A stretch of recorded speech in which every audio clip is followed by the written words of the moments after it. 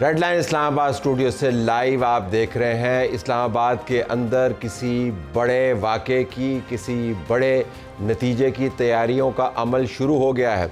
सिर्फ तज़ीन व आराइश की मैं बात नहीं कर रहा, जो इस वक्त इस्लामाबाद के अंदर इंतज़ामिया की तरफ से डायरेक्टिव्स जारी किए गए हैं, उसके मुताबिक हैरान कुन हद तक ये तैयारियां शुरू हो गई हैं। और उसमें जो सबसे बड़ी बात है कि इस्लामाबाद के अंदर आने वाली तमाम गाड़ियां, तमाम शहरों से वो तमाम अड्डे बंद कर दिए गए हैं। तो बसों के अड्डे जब आप बंद करवाते हैं तो इस्लामाबाद के अंदर जो बाहर से लोग आने वाले हैं उनका दाखिला बंद। लगता है कि अमन का अड्डा अब सजने वाला है। अमेरिका की तरफ से उनका डेलीगेशन अगर पाकिस्तान आएगा तो हमें ख़बर मिल जाएगी। अगले 48 घंटे से पहले ये ख़बर आपके सामने आ चुकी होगी। लेकिन इससे भी बड़ी ख़बर हम आपको बता सकते हैं कि जिस तरीके से ये बातचीत चल रही है, चीफ़ ऑफ डिफेंस फोर्सेस ने जैसे ईरान की अंदर तमाम क़यादत के साथ बात की, बिलखुसूस जो उनकी मुलाकात हुई ईरान की ख़ातमुल अंबिया सेंट्रल हेडक्वार्टर के कमांडर के साथ, उसके बाद ये बात वाज़ेह हो गई है कि ईरान और अमेरिका के दरमियान अब बहुत कम ऐसे मामलात रह गए हैं जिसके ऊपर डील आके टूट जाए। बनने वाले मामलात ज़्यादा हैं। तो अगर ये टॉक्स बानतीजा साबित हुई तो इसी तैयारी के साथ ऐन मुमकिन है अमेरिका की तरफ से डोनाल्ड ट्रंप यहाँ पर आ सकें। इसकी तरफ से कोई ख़बर आपको नहीं मिलेगी, लेकिन मैं आपको साफ़ियाना तज्ज़िये के तौर पर बता सकता हूँ कि जिस तरीके की ये तैयारियाँ हैं वो बहुत गैर मामूली हैं। इससे पहले भी वाइस प्रेसिडेंट यहाँ पर होकर गए, ऐसी तैयारियाँ हमने नहीं देखी। इस मरतबा वही डेलीगेशन आ रहा है। शायद इसके अंदर एक ख़बर के मुताबिक मार्को रूबियो भी मौजूद हों, लेकिन एक शख्स के इजाफे के लिए इतनी तैयारियां नहीं की जाती। तो स्टेज बनाया जा रहा है। देखते हैं हालात व वाक़यात किस तरफ जाते हैं। इस तमाम मामले का हम अहाता करेंगे। हमारे पास सुमेरा खान हमारी रिपोर्टर मौजूद है जो ताज़ा तरीन सूरत हाल से मालूमात से लेस हैं, उनका शुक्रिया। और हमें वाशिंगटन से सादिक एस भट्ट जो TRT के बड़े ज़बरदस्त रिपोर्टर हैं और वाइट हाउस इनकी बीट है, वो वाशिंगटन से हमें ज्वाइन कर रहे हैं। और आकिल शाह साहब माहिर हैं बैनुल-अक़वामी अमूर के, इस मामले को बड़े करीब से देख रहे हैं, एक तवील अरसे से वो भी ज्वाइन कर चुके हैं। दोनों का बहुत शुक्रिया। नाज़रीन, चलते चलते बता दें कि इसी प्रोग्राम के दरमियान में हमने कुछ लोड शेडिंग की भी बात करनी है। तो सरदार अवैस लगारी हमारे पास मौजूद होंगे और शहबाज राना। ज़रा सुमेरा बताइएगा कि आपने पिछले राउंड की तैयारियाँ भी कवर की, ये ज़रा गैर मामूली है आपको जो तफसील है इसके अंदर और जिस किस्म की इंतज़ामिया की तरफ से आपको डायरेक्टिव्स आ रहे हैं? जी बिल्कुल तले साहब, बहुत शुक्रिया। और इंटर सिटी ट्रैफिक की आपने बात की, सुनने में ये भी आ रहा है कि इंट्रा सिटी जो ट्रैफिक है वो भी बंद होने वाली है। गालिबन उसमें 24 से 48 घंटों की शायद बात की जा रही है। मगर इसके साथ साथ डिप्लोमेटिक एनक्लेव एक ऐसी जगह है कि जहां पर अगर मुतवक्के तौर पर अमरीकी सदर तशरीफ़ लाते हैं तो वहां पर तैयारियां उसी प्रोटोकॉल के हिसाब से अमरीकी सदर के लिए उनका मुतल्लिका सिफारत खाना करता है। ये कुछ मेरी अपनी ऑब्जर्वेशन भी है और कुछ जगहों पर मुझे जाना जो है वो हुआ आज, और वहां से भी इस तरह की कुछ तफसीलात सामने आई हैं। इसके अलावा तमाम बिल्डिंग्स को जो कि रूट पर फॉल करती हैं उनके मालिकान को सर्टिफिकेट्स दे दिए गए हैं। वो एफिडेविट टाइप सर्टिफिकेट्स हैं कि वो अपनी बिल्डिंग्स को किसी भी किस्म की गैर जिम्मेदाराना कार्रवाई से पाक रखेंगे और वो सर्वेलेंस के लिए तमाम तर सिक्योरिटी पर्सनल की मदद करेंगे। एंड इट इज़ ह्यूज, क्योंकि लास्ट टाइम तमाम रूट पे सिक्योरिटी पर जो सर्टिफिकेट्स हैं वो नहीं बांटे गए थे। This time blocking the traffic into Islamabad, leaving from Islamabad, it is huge. Diplomatic enclave seems unusual and the road constitution Avenue जहां पे तमाम तर काफिले गुजरेंगे उस पर कम अज कम भी एक वक्त में 45 से 50 गाड़ियों के कैवलकेड के गुजरने के लिए इस वक्त तक तमाम तर तैयारी मुकम्मल की गई है with all the surveillance, with all the high rise building surveillance. और आप क्योंकि जानती हैं कुछ चीज़ अभी बता सकते, तो वो तमाम तर मेजर्स को लेके जो कि मखसूस बिल्डिंग्स हैं इस वक्त रेड जोन में, उनको भी मुकम्मल तौर पर तमाम तर हिफाजती आलात से लैस कर दिया गया है। बगैर आप जो बता रहे हैं सुमेरा, वो यही है ना कि पहले राउंड की निस्बत, जी सुमेरा आप यही बता रहे हैं कि पहले राउंड की निस्बत इस मरतबा तैयारियां ज़्यादा वसी भी हैं, गहरी भी हैं। और हमें यह भी बताया गया कि ये ट्रांसपोर्ट जो इस्लामाबाद के अंदर आती है, इस्लामाबाद से लोगों को लेके जाती है शहर के बिल्कुल किनारे के ऊपर जो तमाम अड्डे हैं, इसको शायद एक हफ्ता या 10 दिन के लिए बंद करने का हुक्म है। जी रफली पहले एक हफ्ते का फैसला किया गया था। मेरी अभी एक ऑफिशियल से बातचीत हुई है, उनके मुताबिक 2 हफ्ते का ये एक्सटेंड कर सकता है। और इसमें कल पिंडी के अड्डे तमाम तर बंद कर दिए गए थे। आज इस्लामाबाद के अड्डे भी नोटिस जारी किया गया। अभी रात 12 बजे के बाद तक वो उनको बिल्कुल ख़त्म करने का एक मौका दिया गया कि 12 बजे के बाद कोई गाड़ी यहाँ पर ना आए और ना यहाँ से जाए। तो ये ऑब्वियसली एक बड़ा रूट है और ये मंदरा तक, जो कि पिंडी से जब बाहर जीटी रोड पर निकलते हैं तो वहां तक सुनने में आया है कि वहां तक गाड़ियों को ले जाने का हुक्म दिया गया है, बड़ी गाड़ियों को, जो कि पैसेंजर का गाड़ियां होती हैं। आप मेरे साथ ही रुकिएगा। सादिक चूंकि मौजूद हैं वाशिंगटन से, वो व्हाइट हाउस को कवर करते हैं, कल व्हाइट हाउस की ब्रीफिंग में भी मौजूद थे क्योंकि उनकी बीट है। सादिक, बहुत शुक्रिया। ये आपने कुछ सुना, हमारी रिपोर्टर रिपोर्ट कर रही हैं, थैंक यू वेरी मच। आप ये फरमाइएगा कि what are you hearing from the White House, वहां से क्या आपको पता चल रहा है, क्या होने वाला है? जी, व्हाइट हाउस में कल प्रेस ब्रीफिंग हुई कैरोलाइन लेविट की, और उसके बाद प्रेस ब्रीफिंग के बाद हमने व्हाइट हाउस के ऑफिशियल्स के साथ बात की। दिस लुक्स लाइक, देखिए तलत साहब, अभी भी सिचुएशन फ्लूइड है, इसमें बड़े डेड एंड्स अभी भी हैं, but from what we gather यहाँ पे व्हाइट हाउस में टॉप ट्रम्प एडमिनिस्ट्रेशन के ऑफिशियल से बात करके there is it looks like it's headed to Islamabad. और जब हमने उनसे स्पेसिफिकली पूछा इस बारे में कि इस बारी डेलीगेशन में कौन जा रहा है और क्या हो रहा है, तो फ्रॉम व्हाट वी गेट, जैसे अभी आपकी रिपोर्टर बता रही थी, it looks like somebody very high profile. हम तस्दीक तो नहीं कर सकते, but it appears that the president of the United States could very well attend this. I think what they are doing right now is अभी field marshal साहब Tehran में भी इसलिए चले गए, that's what they told us yesterday, कि वो जो लास्ट मिनट के कोई हिकअप्स है वो उनको क्लियर करने के लिए जा रहे हैं। There could be a grand agreement in a sense, that's what Trump wants. और इस सिलसिले में ये एक डिफाइनिंग मोमेंट होगा ट्रम्प के लिए भी, because he, as you know, President Trump has a thing for pomp, और इतनी बड़ी डील अगर साइन होती है, so he would very much like to be present. So ऐसे जैसे हमें the feeling we get here in DC is that it could very well be President Trump. फरमाइएगा कि उससे पहले उनकी टीम ने भी आना है और एक राउंड अभी बाकी है, तो जिस तरीके से इस्लामाबाद के अंदर तैयारियां हैं उससे आपको एक तो इंडिकेशन मिलता है। लेकिन ये जो आपने कहा कि प्रेसिडेंट ट्रंप जो है वो खुद आना चाहेंगे, आते हैं नहीं आते वाला, खुद आना चाहेंगे इस डील में से। उन्होंने अब लेबनान और इसराइल के दरमियान बातचीत करवा के ये भी कह दिया कि मैंने नवी वॉर जो है वो ख़त्म करवा दी। तो ये उनके लिए आपने कहा डिफाइनिंग मोमेंट किस तरह है सादिक उनके लिए? जी, इनफैक्ट मैं आपको करेक्ट करूं, उन्होंने कहा 10वीं जंग है जो मैं रोक रहा हूं। डिफाइनिंग मोमेंट इसलिए है कि ट्रम्प 10वीं जंग, ट्रम्प हमेशा से ये इस बात को लेकर, और अमेरिका में जनरली यहाँ पे Iran has always been the talking point. बाकी जंग जो जहां भी है दुनिया में हो रही है वगैरह, वो तो ट्रम्प मीडिएट करा रहा है या अमेरिका मीडिएट करा रहा है, but when it comes to Iran, this is the most important, because इस ईरान का डायरेक्ट इम्पैक्ट अभी यूनाइटेड स्टेट्स में हो रहा है। यहाँ पे economy, I mean, people are feeling the pinch right now. The report कल आई and they said that the American economy is slowing down.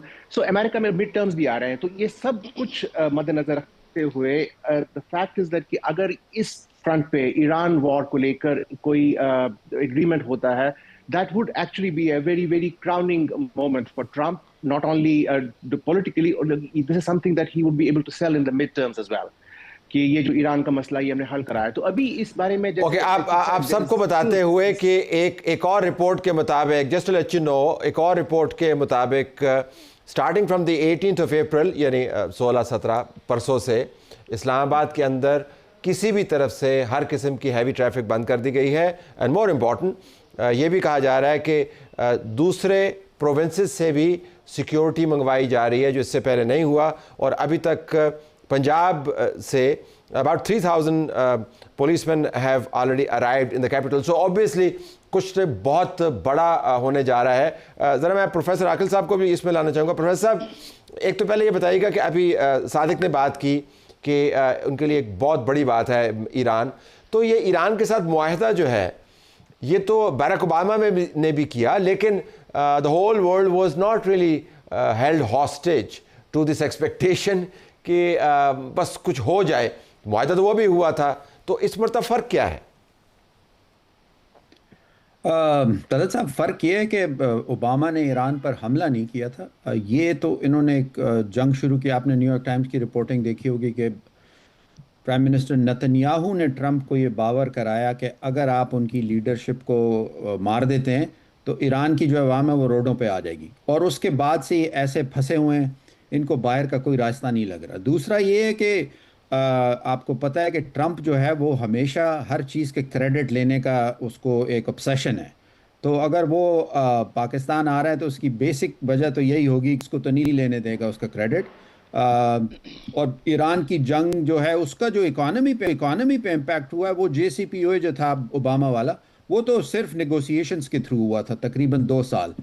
लेकिन ये जब से इन्होंने जंग शुरू की है, ट्रंप की जो पोल्स नंबर्स आप देख लें वो डीप डाइव में जा रहे हैं, बहुत कम है। आई थिंक 60% जो अमेरिकी अवाम है वो ट्रंप को भी अपोज करती है, और उसी तरह के अप्रूवल रेटिंग्स ईरान की जंग के भी हैं। तो इसका जो सियासी असर पड़ेगा मिड टर्म्स पर, मेरे ख्याल से वो उसकी वजह से ये ज़्यादा अर्जेंट है ट्रंप के लिए। वो डेस्परेट है, वो निकलना चाहता है, लेकिन वो कभी ये एक्सेप्ट नहीं करेगा कि वो उसने पहले ही कह दिया मैंने जंग भी ख़त्म कर दी, नई रिजीम भी ले आया हूँ। तो ये उस डेस्परेशन से निकलने का तरीका है, उस जो एक डेड एंड पे है। और ऑब्वियसली वो हर चीज़ का क्रेडिट लेने के लिए खड़ा होता है। 10 जंगें रोकी, 15 जंगें रोकी, रोज़ाना वो नंबर चेंज करता रहता है। तो ये उसका आई थिंक एंड गोल यही है कि वो उसको क्रेडिट मिले कि वो जंग जो उसने शुरू की थी उसी ने उससे पीस एग्रीमेंट निकाल लिया उसमें से। इसके ऑप्टिक्स बहुत अहम होंगे इस तमाम मामले के। ये दुनिया के अंदर बहस किए जाने वाला सबसे बड़ा मामला बना हुआ है। दुनिया की इकॉनमी इसके ऊपर डिपेंड कर रही है। ऑयल मार्केट्स देख रही हैं, गैस मार्केट्स देख रही हैं, सप्लाई चेन्स डिसरप्ट हुई हैं। कोई ख़िता दुनिया का ऐसा नहीं है जहाँ पर इसके असरात मुरतब ना हुए हों इस जंग की वजह से। और जब इसका क्लोजर होगा तो वो क्लोजर बड़ा दिलचस्प होगा। मैं ज़रा सुमेरा को इंगेज करके फिर सादिक साहब आपके पास आता हूँ और आकिल से भी बात करूँ। सुमेरा, ये बताइएगा कि ये जो सेकंड राउंड है इसके अंदर आपको क्या पता चल रहा है कि हम जनरल आसिम मुनीर के तवस्सुत ईरान के साथ जो बातचीत है उसके कितने करीब हैं? आज ईरान के इस्लामाबाद के अंदर एम्बेसडर ने एक बात की जिसमें उन्होंने कहा कि पहले राउंड के अंदर हम बिल्कुल करीब पहुंच गए थे, उसके बाद फिर अमेरिका ने अपनी पोजीशन चेंज कर दी। ज़रा उसके ऊपर आप बताइएगा कि वो क्या मामला है। मैं दरअसल इसमें यही बात कहूंगी, आप डिप्लोमेसी को बहुत करीब से कवर करते हैं, आप भी ये जानते हैं कि पॉस्चरिंग एक बहुत इंपॉर्टेंट फैक्टर होता है whenever it comes to such negotiations. High current negotiations हैं ये अभी, और इसमें पॉस्चरिंग दोनों जानिब से होगी, ईरान की जानिब से भी, अमेरिका की जानिब से भी। मगर जहां तक मुझे पता चलता है वो ये है कि यहां से सिक्योर लाइन होने के बावजूद वो अपनी लीडरशिप से, सेंट्रल लीडरशिप से उन तमाम तर नेगोशिएशंस के एक फाइनल ड्राफ्ट पर बात शायद नहीं करना चाह रहे थे। दे वांटेड टाइम, उसके लिए वो तेहरान गए। क्योंकि जाहिर एक लोकेशन ट्रेस होने का इशू शुरू से है, यही वजह है कि हम उनको एक हिफाजती हिसार में लाए भी, लेकर भी गए। वो नेगोशिएशंस हो चुकी हैं। और मैं आपको ये भी बता दूं कि अभी जो वहां से अशारिये नजर आ रहे हैं वो ये है कि वहां भी सदर मसूद पेज़ेश्कियान को आना होगा। अगर प्रेसिडेंट ट्रंप आते हैं तो सदर मसूद पेज़ेश्कियान का लेवल जो है वो डेलीगेशन का हेड लेवल अपग्रेड करना होगा, और उनको पाकिस्तान लाने के लिए भी जो तैयारियां होंगी तो उसके ऑप्टिक्स डिफरेंट होंगे। तो उस राउंड के अंदर तय बहुत कुछ पा गया, ये बिल्कुल सही है। आपने जेडी वैंस की बॉडी लैंग्वेज देखी, वो बहुत पुरसकून थे और लग यही रहा था कि अभी वो रिवील किसी को नहीं करना चाहते, इवन अपने मीडिया को भी। तो उन्होंने एक कागज लपेटा फॉर द टाइम बीइंग, और ये देखिए कि कितना क्विक था सारा कुछ, कि एक दिन के बाद ही तमाम तर अपराइजिंग दोबारा शुरू हुई है नेगोशिएशन की। अभी हमारे फील्ड मार्शल का एक और बहुत अहम जो है वो कॉन्टैक्ट रहता है टू सम अदर कंट्री जो कि इसके अंदर पार्टी है डायरेक्टली, उसकी भी डिटेल्स कुछ टाइम में आ जाएंगी आपके सामने। इसीलिए नेगोशिएशन का दूसरा राउंड जो है उसमें 3 से 4 दिन का वक्त लग रहा है। प्राइम मिनिस्टर आ जाएंगे 18 तारीख को अंटालिया डिप्लोमेसी फोरम से, तो ये वो 3-4 जगह हैं कि यहां से तमाम डॉट्स कनेक्ट हो रहे हैं, and they will be very well ending if what I assume. अच्छा सादिक, अगर मैं आपके पास आऊँ, अगरचे ये फ्रेमवर्क बिल्कुल मुख्तलिफ है लेकिन जो तरीक़ाकार है वो बड़ा दिलचस्प है। प्रोफेसर आकिल ने भी बात की कि उनको शौक़ है क्रेडिट लेने का, और आपने भी कहा कि he has a tendency towards pomp. जो उन्होंने इसराइल और प्रेसिडेंट ऑफ लेबनान के दरमियान बातचीत का जिक्र किया, उसमें उन्होंने ट्वीट किया कि हमने इनको इनवाइट किया वाइट हाउस बामकसद बातचीत के लिए इसराइल और लेबनान सिंस 1983। तो इसके अंदर आपको नज़र आता है कि वो बता रहा है कि मैंने कितना बड़ा काम किया है। और फिर a very long time ago both sides want to see peace और एज यूजुअल। और हम बात की जो पाकिस्तान के लिए इंपॉर्टेंट है, and I believe that will happen quickly. He also has an obsession with quickly. वो जल्दी जल्दी उसको काम करने होते हैं, ये भी डील क्विकली। जी जी, जल्दी जल्दी काम करने। I think he wants to cement his legacy. और दरअसल ये हो रहा है, like your reporter was just pointing out, ये जो चीजें हो रही है, आई मीन ये मुसलसल हो रही है इन अ सेंस कि अब देखिए ट्रंप का जो आज बयान आया लेबनान को लेके one of the sticking points जो अमेरिका और ईरान की मुज़ाकरात को लेकर था, वो इरानियंस का ये प्रॉब्लम बेसिकली इशू था कि लेबनान भी कोई जो भी फ्रेमवर्क होता है या एग्रीमेंट हमारा आपके साथ होता है, उसमें लेबनान बड़ा इंपॉर्टेंट है। सो उसके in the run up to that president Trump का ये आज का बयान और उस पर जो डिस्कशन हो रही है, फॉलोइंग दैट जो शहबाज शरीफ आपके प्राइम मिनिस्टर है, he is going to Turkey. I think it's all falling in place. What's happening right now is, I think it's going, जो back channel diplomacy हो रही है, that's going according to script. और इस चीज की बड़ी ये हो रही है, they are wanting to make sure कि इसमें जो भी legwork हो रहा है, back channel diplomacy हो रही है, ये वो इसलिए हो रही है ताकि ये summit जो इस्लामाबाद में हो रहा है, या जो मुआहिदा, I mean, when they fly in a couple of days from now, वो परफेक्ट हो, दिस टाइम अराउंड ये हतमी हो और ये फाइनल एग्रीमेंट बेसिकली इसमें से निकल के आए। सादिक, बहुत शुक्रिया आपका। क्विक वर्ड फ्रॉम आकिल साहब, ये जो जल्दी क्यों है ट्रंप को, किसी और तरफ जाना है क्या इसको? जी बिल्कुल, इसने ऑलरेडी इंडिकेट कर लिया है कि नेक्स्ट स्टॉप इस क्यूबा। और कल शायद आज खबर भी आई, एक रिपोर्टिंग हुई कि पेंटागन को 1 महीना पहले इंस्ट्रक्शंस दे दी गए हैं कि पूरा प्लान बनाया जाए क्यूबा के लिए। दूसरा उसका मसला ये है कि उसका अटेंशन स्पैन गोल्ड फिश की तरह है, वो ज़्यादा देर एक चीज़ पर फोकस नहीं कर सकता। तो उससे ईरान वॉर का आप क्वेश्चन पूछें तो वो कहेगा मैंने बॉल रूम में नए पर्दे लगाए हैं। तो ये obviously he wants to end it quickly for reasons के वो ख़ुद भी निकलना चाहता है, उसका जो दिमागी तवाज़ुन है वो भी थोड़ा सा हिला हुआ है मेरे ख्याल से। और ऑब्वियसली क्रेडिट के पीछे वो चाहता है कि मैं ये जल्द अज जल्द ख़त्म करूं और इस पे मेरा ठप्पा लगे। All of this makes it very very interesting upcoming days. आप तीनों का बहुत शुक्रिया। नाज़रीन, हम ज़रा अंदर के ऊपर भी आए हैं। इस तमाम मुद्दे ने हमारे घरों के अंदर जो रोशनियाँ थीं उनको भी बहुत कम कर दिया। Load shedding is a massive issue. आज सरदार अवैस अहमद खान लगारी जो वफाकी वज़ीर हैं बराए तवानाई, उन्होंने एक प्रेस कॉन्फ्रेंस भी की। उन्होंने अभी ज्वाइन भी कर लिया है। उनके लिए टाइम कम है क्योंकि उन्होंने कहीं और जाना है, तो हम क्विकली उनसे सवाल करें। सरदार साहब, अस्सलाम वालेकुम। जी सलाम सर, आपके लिए जितना टाइम आपको चाहिए मैं हाजिर हूँ इंशाल्लाह तलत भाई। बड़ी बड़ी बड़ी मोहब्बत आपकी। ये हमारी बिजली कितने चलेगी? अभी 2 महीने पहले आप बता रहे थे कि हमारे पास इतनी बिजली है, सोलर वालों को ज़्यादा प्रोड्यूस नहीं करनी चाहिए। ये हमारी बिजली किधर चलेगी? तब ओवर सप्लाई थी, अब अंडर सप्लाई है। What happened? नहीं, हमारे पास अभी भी ओवर सप्लाई की कैपेसिटी है। बेसिकली हमारे 6000 मेगावाट के ऐसे प्लांट हैं जो हमारी गैस के ऊपर चलते हैं, इंडिजिनस गैस और डेडिकेटेड गैस के अलावा जो RLNG गैस के ऊपर चलते हैं 6000 मेगावाट। उन 6000 मेगावाट की जो कैपेसिटी है वो उस वक्त इस्तेमाल होती है जब आप जी सोलर आवर्स में से निकल के पीक आवर्स के अंदर जाते हैं शाम के वक्त। जब वो 6000 मेगावाट की कैपेसिटी आज आपकी गैस और उसका ईंधन ना होने की वजह से आज है ही नहीं। जो लोकल गैस थी हमारी डेडिकेटेड फील्ड से वो सब हमें प्रोवाइड हो रही है और उन्होंने सिस्टम में से तकरीबन कोई 500 हमारे पास तो काफी नहीं है सरदार साहब, 44-45 हज़ार के करीब नहीं है हमारे पास कैपेसिटी। 6000 निकाल दे तो क्या फर्क पड़ता है? 6000 निकल गया तो बाकी कितने बच गया? 38। नहीं, हमारे पास नहीं, हमारे पास 38,000 मेगावाट जी डीरेटेड कैपेसिटी है और उस डीरेटेड कैपेसिटी के अंदर 6000 निकाल दे 32 रह गए होती है। इस वक्त आपके पास तकरीबन नहीं, आपके पास इस वक्त तकरीबन 2000 मेगावाट वो है जो आप साउथ से नॉर्थ की तरफ नहीं भी लेके आ सकते। साउथ में सरप्लस है, इसलिए हेस्को और कराची इलेक्ट्रिक में इस वक्त लोड शेडिंग नहीं हो रही। जो आप 32,000 की बात कर रहे हैं उसमें हाइडल इलेक्ट्रिसिटी भी है। हाइडल इलेक्ट्रिसिटी इस वक्त हाइड्रोलॉजी की बेसिस के ऊपर चलती है और वो इरसा और सूबों की पानी की जो किसानों के लिए ज़रूरत है उसके मुताबिक रैंप अप होती है। इस वक्त हाइडल पावर जो है हर साल जो किसानों को पानी देते हैं, हम ये कोई नया साल तो नहीं है। No but you know last year इतनी लंबी लोड शेडिंग नहीं हुई जितनी इस मरतबा हुई। सर अगर आप मुझे बात नहीं करने देंगे मैं आपको जी समझा नहीं सकूंगा। मुझे कोई इशू नहीं है, आप 10 दफ़ा इंटरप्ट करें, लेकिन please let me try to explain to you. आपके पास हाइडल जो पावर होती है, वो आपके पास अप्रैल के अंदर पानी के मुताबिक 3200 मेगावाट पिछले साल अवेलेबल थी जब लोड शेडिंग नहीं थी, और उस 3200 के अलावा आपने पिछले साल 3000 मेगावाट प्लांट गैस के भी चलाए जिसकी वजह से कोई लोड शेडिंग नहीं हुई।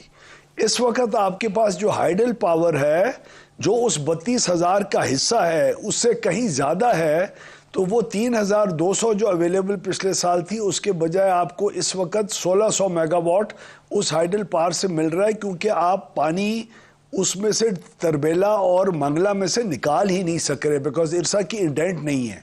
1,600 मेगावाट का मैं आपको पूरा हिसाब दे रहा हूँ कि हमारी शॉर्टफॉल कितनी और क्यों है। 1,600 मेगावाट की जो शॉर्टफॉल है वो आपकी हाइडल इस वक्त 1,600 कम है, नंबर 1। दूसरा, आपकी जो 3,000 मेगावाट की गैस वाली थी जो पिछले साल जिससे लोड शेडिंग नहीं होनी थी और हर साल स्मूथली सिस्टम चलता है, 2017-18 से स्मूथली चल रहा है, उन 3,000 में से 2,500 मेगावाट आपके पास इस वक्त नहीं है बिकॉज RLNG नहीं है। तो 2,500 जमा जो 1,600 है वो है आपकी 4,000 मेगावाट की शॉर्टफॉल, जो कि तकरीबन 6 से 7 घंटे आपकी लोड शेडिंग में आज कन्वर्ट करी है। आज उन्होंने जी वो तरबेला का जो 10,000 क्यूसेक कल तक निकल रहा था उसको 25,000 पे बढ़ा दिया है। पानी की मांग जी बेहतर हो गई है। जब पानी की मांग बेहतर हो गई है तो आपको इस 15,000 क्यूसेक से एडिशनल तकरीबन 1,000-1,500 मेगावाट और आज रात को मिल रहा होगा और आज रात से ऑनवर्ड्स मिल रहा होगा। लेकिन ये एक आर्जी जी फिनोमिना है। हमारी लोड शेडिंग कोई परमानेंट फैक्टर नहीं है, ना ही हर साल होती है। अल्हम्दुलिल्लाह बड़ी अच्छी तरीके से सिस्टम चलता है। जैसे ही आपकी गैस की अगर मैं तो ये आपने समझा दिया, मुझे इजाजत है सवाल की कतर से। जी जी जरूर, प्लीज सर, आप ही का शो है। अच्छा, नहीं, शो तो आपका है। अगर आप बिजली बंद कर दें तो मेरा कौन सा शो चलना है, ये फरमाइएगा। तो ये सारा कुछ अगर ऐसे तो फिर आपको आज माजरत करने की क्या जरूरत थी? क्योंकि लोगों को इनकन्वीनियंस हो रही है। I am a very polite और बाएखलाक इंसान हूँ सर, और हमारी हुकूमत के अंदर ये कुछ हो रहा है, लेकिन हालात इस किस्म के हैं जो हमारे कंट्रोल और आपके कंट्रोल से बाहर हैं इस वक्त। It's beyond our control. लेकिन अगर किसी को इनकन्वीनियंस हो रही है तो हम तो सियासी लोग हैं जी, लोगों से क्यों नहीं माजरत करेंगे? उसमें हमारी इज्जत में कोई कमी तो नहीं होती। ठीक है जी। तो अब आने वाले दिनों में आपका ख्याल है कि ये जो लोड शेडिंग है उन फैक्टर्स के अलावा जिनका आपने जिक्र फरमाया जो हमारे और आपके कंट्रोल में नहीं है, जो हमारे कंट्रोल में है या मौसम कंट्रोल में है, उनके पेश नज़र आपकी प्रोजेक्शन क्या है? ये कम हो जाएगी और किन हफ्तों में कम होगी? तो तलत भाई आज रात से ही होना कम शुरू हो जाएगी, क्योंकि आपका जो बिजली जो पानी से बन रही है आज हमें उसमें तकरीबन जी दुगनी जो पानी है उसकी रिलीजेस हमें सिर्फ एक डैम से मिल चुकी हैं। तो आज भी कम होगी, और जैसे ही इंशाल्लाह ये स्ट्रेट ऑफ हॉर्मूज के अंदर हमारे 4 जो कार्गोज हैं जी कतर से, वो तकरीबन तैयार है वहाँ से रवाना होने के लिए। जैसे ही उनको सेफ पैसेज मिलता है, वो 5 से 6 दिन का पीरियड है जब गैस भी आपकी आना शुरू हो जाएगी। तो गैस की वजह से तो तकरीबन 2-2.5 हज़ार मेगावाट 3 से 4 घंटे की बिजली की लोड शेडिंग है, वो गैस के उन कार्गोज आने से भी आपकी रिड्यूस हो जाएगी। लेकिन हाइडल साथ साथ भी जाएगा, और गैस अगर 5 दिनों की हमें के अंदर वो कार्गोज पहुंच गए इंशाल्लाह, तो उससे भी आपकी लोड शेडिंग का मसला ख़त्म हो जाएगा। ये बहुत आर्जी मसला है, और इस मसले को हल करना स्ट्रेट ऑफ हॉर्मूज और पानी की रिलीजेस के ऊपर सिर्फ डिपेंड कर रहा है, और कोई फैक्टर नहीं है इस वक्त। ओके, बहुत शुक्रिया सरदार अवैस अहमद ने हमें ज्वाइन किया। नाज़रीन, शहबाज राना ने हमें ज्वाइन कर लिया, साफ़ी एक्सप्रेस ट्रिब्यून, माहिर मौशी अमूर के। जब हमने इनसे बात की तो कह रहे थे कि मैं घर में सोलर लगवा रहा हूँ। हम ब्रेक के बाद जब आएंगे तो इनसे पूछेंगे कि क्यों इतनी मजबूरी है। लगारी साहब तो कह रहे थे मामला ठीक होने वाले।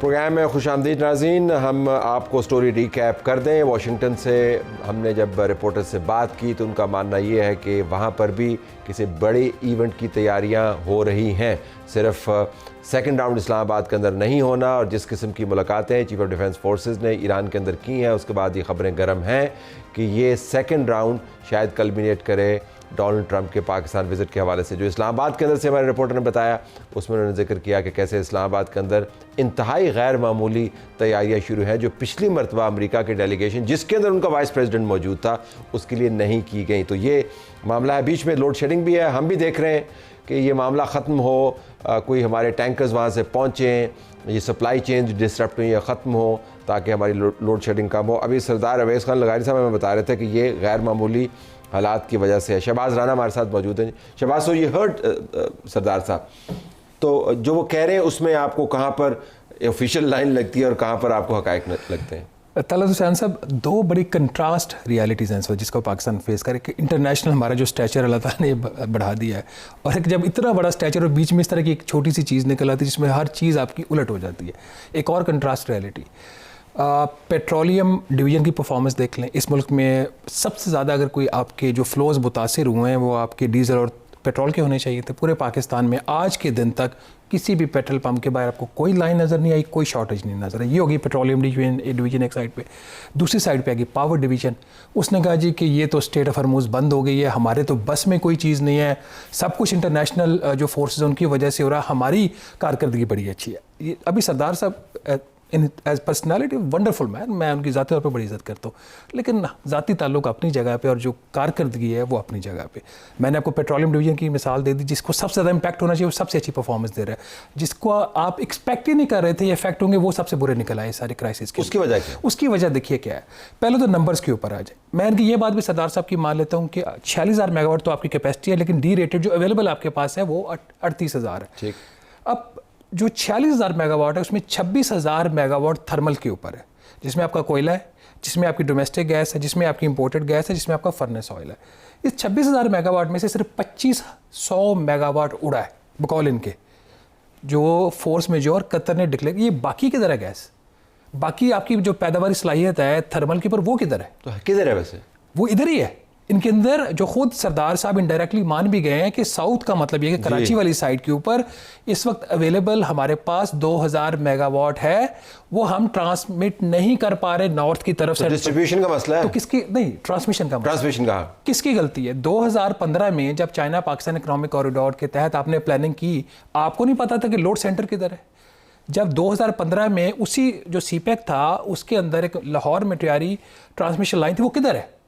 क्या वो मुकम्मल हो गई है? अगर हुई है तो उसका इम्पैक्ट किधर है? अगर नहीं हुई तो क्यों नहीं हुई? तो ट्रांसमिशन लाइन मैंने तो नहीं बिछानी थी, आपने भी नहीं बिछानी थी। यही PMLN की गवर्नमेंट रही है 2015-16 से, अपार्ट फ्रॉम जो 4 साल तकरीबन खान साहब के थे। तो असल बात है कि अपनी इन एफिशिएंसी के ऊपर कोई बात नहीं करता। आज भी आपके पास कैपेसिटी है तो आप चाहें तो एक दिन की भी लोड शेडिंग नहीं हो सकती, 1 घंटे की भी नहीं हो सकती, 1 मिनट की भी नहीं हो सकती। अभी भी राइट नाउ कैपेसिटी है, लेकिन क्या सिस्टम इतना एफिशिएंट है कि उस कैपेसिटी को इस्तेमाल कर पाए? नहीं है ना। वो तो एक तो चीज़ खुद मान ली उन्होंने सरदार साहब ने कि 2000 मेगावाट तो ये कह रहे हैं, एक्चुअल यहाँ पे भी तो होगी ना नॉर्थ में जो आप चला नहीं रहे, वो क्यों नहीं चला रहे? क्या उसमें कोई प्रॉब्लम्स आ रहे हैं आपको? हमें तो एक सिंपल चीज़ का पता है कि हम पिछले कई सालों से, ये कम से कम 2 सालों से सालाना कम से कम 2000 अरब रुपया आइडल कैपेसिटी पेमेंट में दे रहे हैं, क्योंकि हमें वो कारखाने का जो मालिक है बिजली का वो कहता है कि ये बिजली ले लो, ये कहते हैं हम नहीं ले सकते, या देंगे तो चोरी ज़्यादा है तो नुकसान होगा, या ये कि हमारे पास खरीदने के भी पैसे, या हमारी डिमांड नहीं है। वो तो कारखाने आज भी बकौल इनके 38,000 मेगावाट देने के लिए तैयार हैं, जिसमें ये कह रहे हैं कि हाइडल अवेलेबल नहीं थी। हाइडल वो कह रहे थे हमने किसानों को पानी दे दिया। देखिए 46,000 मेगावाट में 11,000 हाइडल है। ये 2025 के नंबर सरकारी दादोशुमार है जो इकोनॉमिक सर्वे ऑफ पाकिस्तान में छपे हुए हैं। 11,000 में अब इन्होंने कहा पानी दे दिया। एक सवाल और भी पैदा होता है तलत हुसैन साहब, अगर आज से 12 घंटे पहले तक ज़राअत के शोबे की तरफ से डिमांड नहीं थी पानी थी, तो ये अचानक से ये जो इन्होंने 10,000 क्यूसेक कहा है, 10,000 क्यूसेक पानी रिलीज कर दिया, ये कैसे हुआ है? वो ये डिमांड कहाँ से आ गई? जिस किस्म की ट्वीट्स हुई ना उनके बारे में, तो उसके मुताबिक उन्होंने पानी भी रिलीज करवाया। मैं वैसे कहना चाह रहा हूँ कि ये बड़ी हैरानकुन बात है कि कल इस वक्त सारे सोशल मीडिया के ऊपर जर्नलिस्ट क्या, बिजनेसमैन क्या, आम लोग क्या, वो सब उन्होंने तनकीद के बाजार गर्म किए हुए थे। और आज जब मैं आ रहा था फ्रैंकली उन्हीं मोहल्लों में से लोड शेडिंग नहीं थी। मैं आपको एक और बात बताऊँ, अगर ये गवर्नमेंट सिर्फ 2 घंटे की लोड शेडिंग करती ना इस क्राइसिस की वजह से, मैं खुद हुकूमत के हक में बात करता। जिस तरह हमने कहा था कि इन्होंने पहले जो तेल की कीमतों में इजाफा किया था, ठीक किया था, कुछ आपकी पॉलिसी में मुश्किल फैसले करने पड़ते। 2 घंटे की पूरे मुल्क में बिजली की लोड शेडिंग बर्दाश्त हो जाती, कोई चूं भी ना करता, ठीक है, कोई इतराज़ ना करता इसके ऊपर। अब बात ये हो गई है यहाँ पे कि 2 घंटे का कह के 8 घंटे 8 10 घंटे घंटे तो बाद। एवरेज है। तलब हुसैन साहब एक और बड़ा मसला है, इन्होंने खुद फरमाया आज कि 4000 मेगावाट की शॉर्टफॉल है, और ये भी उन्होंने इसी प्रेस कॉन्फ्रेंस में फरमाया कि 500 मेगावाट की अगर शॉर्टफॉल हो तो 1 घंटा हो गया, ये हो गया एवरेज। जो एक प्रॉब्लम पता है क्या पावर डिवीजन का, जो मुझे बाकी किसी मिनिस्टर का इतना नहीं है, ट्रस्ट, एतमाद। क्या हमें नहीं पता कि जो 4000 मेगावाट है ये एवरेज है या पीक है? हो सकता है पीक 6000 मेगावाट की शॉर्टफॉल जिसमें से आपके मुल्क में 12 घंटे की लोड शेडिंग हो रही है, या हो सकता है कि आपकी ये जो है ये एवरेज ही आपकी ये पीक। वो कह रहे थे अब ये ठीक हो जाएगा। कैसे ठीक? यही तो सवाल है। अभी तो जंग खत्म भी नहीं हुई, अभी तो आपकी स्ट्रेट ऑफ हॉर्मुज़ भी नहीं खुली। वो पानी ने रिलीज कर दिया। पानी का तो हो गया आपका, कितना उन्होंने बोला है 1500 मेगावाट, बाकी 2500 किधर से आएगा? वैसे जब बाद में पानी हमें चाहिए तो फिर हम क्या करेंगे? तो फिर हम सरदार वैसे आपको ढूंढेंगे। सरदार अभी पीक तो नहीं है डिमांड की पानी की। अभी तो आपकी इस वक्त मुल्क में अगर देखें, इस वक्त बारिशें अच्छी हुई हैं, मौसम भी ठीक है, अभी तो मौसम भी गर्म नहीं हुआ ना, अब होना शुरू हुआ था। आज फिर इस्लामाबाद में भी इस वक्त बारिश हो रही है, बाकी मुल्क का मुझे नहीं पता क्या है। आपकी इस वक्त गंदम की कटाई शुरू होने वाली है, इस वक्त कौन सी फसल है इसके लिए पानी चाहिए आपको? That's question. मुझे नहीं पता, मैं इनकी इंटेंशंस के ऊपर और फैसलों पे डाउट नहीं कर रहा, मुझे नहीं पता एग्रीकल्चर का।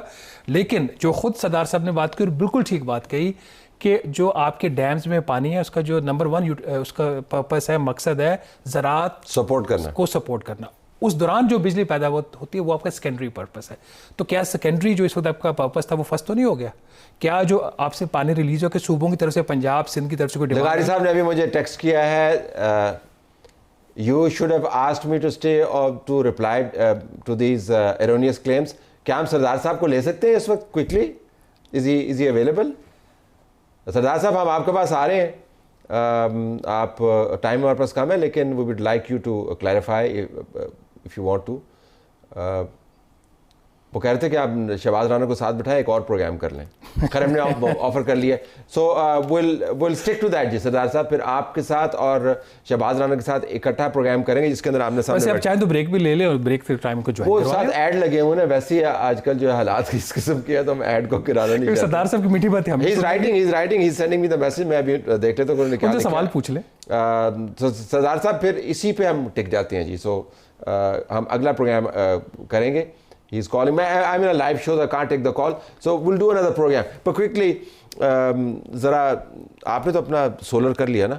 नहीं, कहाँ सर, मैं तो डरा हुआ था आपका कैमरामैन घर आएगा। मैंने कहा था कि मेरे पास बिजली का बैकअप नहीं है। ठीक है। तो आप पहले इनको मैंने कहा DSNG भेज दे, फिर मैंने कहा DSNG आ गई, उसकी बहुत बारीक सी लाइट होगी, मेरा चेहरा तो काला हो जाएगा, मैं बर्दाश्त नहीं कर सकता। तो मैंने कहा कि मैं खुद ओके लगारी साहब लाइन पे क्विकली। लगारी साहब सॉरी, प्रोग्राम फॉर्मेट का इशू था और कोई इशू नहीं था। Go ahead, tell us. जी सलाम, मैंने तो आपको शुरू में ही ऑफर की थी तलब भाई, मैं तो इधर बिल्कुल अवेलेबल हूँ। प्लीज बताइए। शहबाज राना, अच्छा सर, 2 बड़ी गलत और ये this is miss स्टेटिंग of facts. मैं भी राना साहब की बड़ी इज्जत करता हूँ एज एन इंडिविजुअल, लेकिन 2 चीजें बिल्कुल गलत फैक्ट्स हैं। एक तो ये है कि वो कह रहे हैं कि इतने 1000 मेगावाट की कैपेसिटी जो अवेलेबल है वो किधर है इस वक्त, सवाए जो साउथ के अंदर प्लांट्स हैं जो हमारी लॉन्ग टर्म ट्रांसमिशन कंस्ट्रेंट रहा है और वो आइंदा जल्दी ठीक होना चाहिए, सवाए उस कैपेसिटी के जो साउथ के अंदर है, हर मेगावाट जो इस वक्त नॉर्थ के अंदर है और साउथ के अंदर है वो अपनी डिमांड पूरी करने को इस्तेमाल हो रहा है। शहबाज राना साहब मुझे बता दें कौन सा प्लांट इस वक्त बंद है जो नहीं इस्तेमाल हो रहा आप इन द नॉर्थ? एक प्लांट का नाम मुझे ले दें। साहिवाल फुल अपनी स्पीड पे चल रहा है, फर्नेस ऑयल के पूरे प्लांट्स चल रहे हैं, हाइडल का जितना इरसा ने इंडेंट दिया है वो पूरे का पूरा चल रहा है, आपके प्लांट्स पूरे चल रहे हैं। उनकी जो हमने इस वक्त कुछ मेंटेनेंस के लिए जिनको रोका हुआ था उनकी मेंटेनेंस को पोस्टपोन किया हुआ है। कौन सा प्लांट है? Can you name 1 plant that is not operational right now? Okay, और I am sure Shahbaz will respond to that. इसके अलावा कोई clarification, because we really short. पहले वो रिस्पॉन्ड करें तो फिर मैं साथ ही गर्म होती है मशीन में सर। तो आपको अर्ज करूंगा। ये तो आपने डीजल इंजन वाली मिसाल दी है, गर्म। दूसरा एक सेकंड जी। दूसरा, the power division does not, I repeat, he is sadly mistaken. The power division की गैस की इंपोर्ट PPL की कंपनी करती है, वो पेट्रोलियम के अंडर है। हम लोग जो उनको डिमांड देते हैं वो उसके मुताबिक इंपोर्ट करते हैं। हमारी डिमांड इस महीने की 350 MMCFD थी, वो डिमांड पूरी नहीं हो सकी, वहां से इंपोर्ट नहीं हो सकी क्योंकि स्ट्रेट ऑफ हॉर्मूज बंद था और कतर फोर्स मेजोर में गया। और जब वो कतर फोर्स मेजोर में गया उसके बाद जो स्पॉट के ऊपर जो कीमतें थी, वो जो कीमतें एक एक महीने डेढ़ महीने की बाद की डिलीवरीज थी, उसके अंदर इन्होंने इंपोर्ट नहीं किया बिकॉज वो लोगों की प्राइसेस को बहुत ज्यादा स्टीपली अपवर्ड पुश करता। ठीक, सरदार साहब, I have to leave it there. गलत है कि power division is not responsible for import of gas. We are responsible कि हम उनको अपनी डिमांड दें, उन्होंने डिमांड के मुताबिक मंगवाना होता है। लेकिन एक कंसिडर्ड ओपिनियन था कि इस महंगी कीमत के ऊपर जो स्पॉट के ऊपर मिल रही है आज डिमांड ना करें क्योंकि कीमत गरीब लोगों की बिजली की ऊपर जाएगी। Sir, I have to leave it there. I really have to leave it there. Load shedding की थी। Sir, I really have to love to. हम अगला प्रोग्राम आपके साथ करके साथ बिठा के करेंगे आपका। I am sorry Shahbaz, I am sure you give, but there is no time left. There's no time left. आपके लिए मटेरियल बहुत अच्छा स्टोरी पे। लेकिन एक बात है कि ये मैं स्टेटमेंट को इस्टेब्लिश नहीं कर सके। मैंने तो सवाल किया ना कि 46,000 मेगावाट किधर है, मैं तो सवाल पूछ रहा हूँ। साथ बैठ के कर लेंगे। ठीक है, लीव इट देयर। बहुत शुक्रिया प्रोग्राम देखने का।